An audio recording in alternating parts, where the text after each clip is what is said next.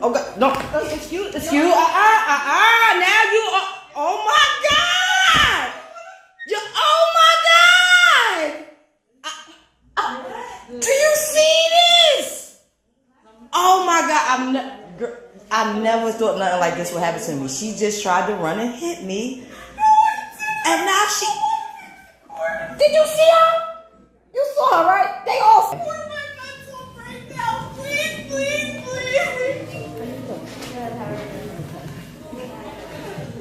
You scaring me. Like you gonna go postal.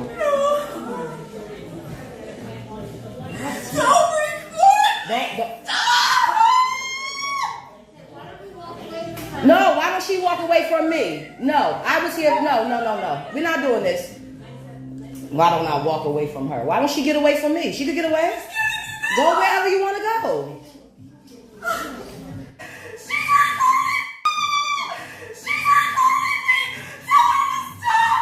See, this is the BS that I'm talking about. Karen's gone wild as crap and then trying to play the victim after they get busted. Did y'all see the way this hag attacked this woman, swung all at the camera, all retarded and crazy, like she was possessed to the brim with freaking demons, got a whole legion inside of her, and then she wanna fall back and start crying and please take the camera off of me and all that whining and all that foolishness carrying on and crap. Now, I realize that not all Caucasus women are like this, and I actually do know some Caucasus women who are actually very polite and very respectful and all of those different things, you know, different women that I work with on my job or whatever. And you know, I haven't had no problems out of them, and you know, that's all good and fine and dandy. That's not what we talking about right now. We talking about these scarens. I'm calling them scarens, okay? Because these people scare me. You know, they a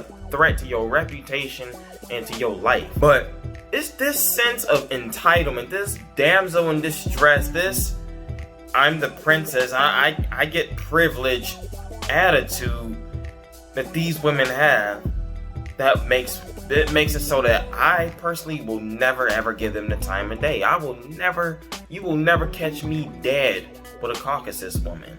I don't care. You can say that I'm full of hate if you want to, but I've seen this sabotage, hateful, demonic attitude in these women for years. All over the news as well as in person. I know so many sisters who have had to deal with this type of foolish behavior from these recessives, and they were painted out to be the bad guy in a situation where they were actually the victim. My mom have had to deal with that type of foolishness. I've had to deal with that type of foolishness myself. I've had cousins and friends. I know all kinds of people who were actually the ones being done wrong and mistreated by these Karens, only to have the Karen try to switch the narrative and make it seem like they were the ones being victimized and like they were the ones stressed out and crying and the damsel in distress and all that crap. I remember a few years ago at my job, the factory that I work at now, I was driving a tug vehicle. I was delivering parts and stuff, right? And this Caucasus team leader, this girl, she gonna call on the radio and make it seem like I'm not bringing certain parts up there to the assembly line and all that type of stuff, right? All loud so my team leader, my supervisor, and all of them could hear on the radio and wonder what's going on. And then I get up there with the parts and I see that she had a whole bunch of parts sitting right there, the exact part that she claimed I'd been looking for. And I was like, yo, you had some parts right here. Like, what is you doing, you know? And she told me, she was like, oh, I lied. I did that on purpose. You know, I looked at her, I was like, that's not funny. This is my job we talking about. And then she was like, oh, it was funny to me, though. I had a certain word in my mind for this woman that I'm not going to say on camera. But in my mind, I was like, this is trifling. So I can definitely relate to how the sister, who, by the way, maintained her composure very well. I'm very proud of her.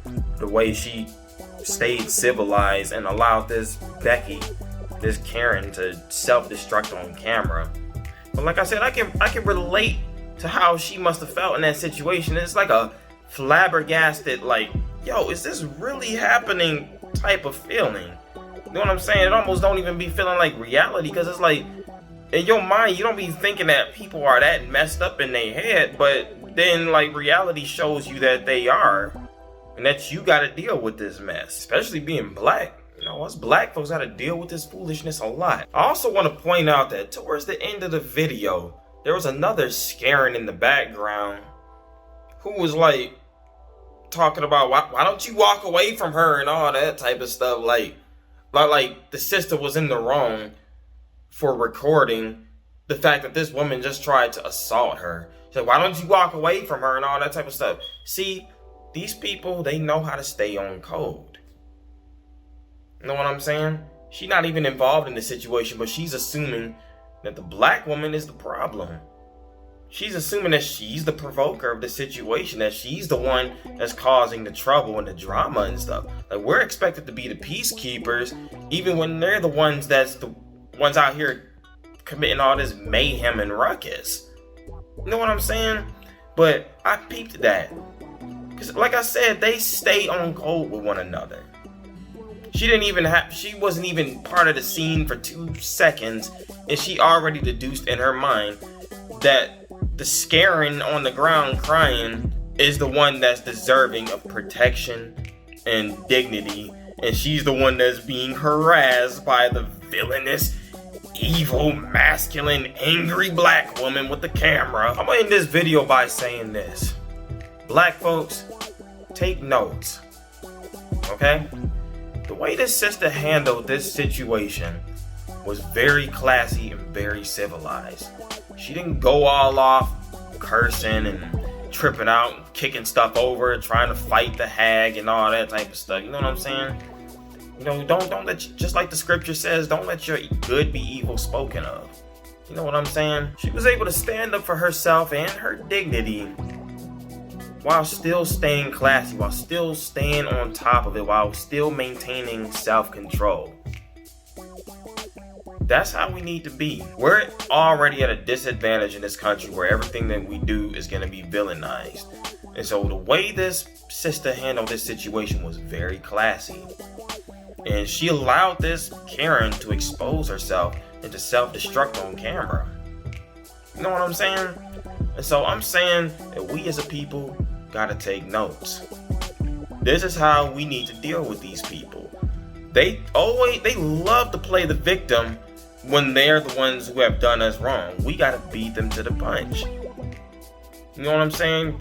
Flying off the handle, kicking stuff and knocking shelves over and cussing people out and going all off is just going to validate their story in the eyes of the public.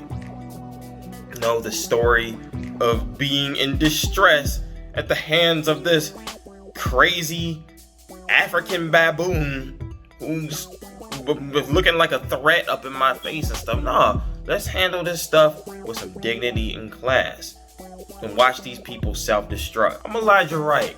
You can subscribe to this channel or you can unsubscribe. You can like this video or you can dislike it, share and comment. With that being said, I will say peace.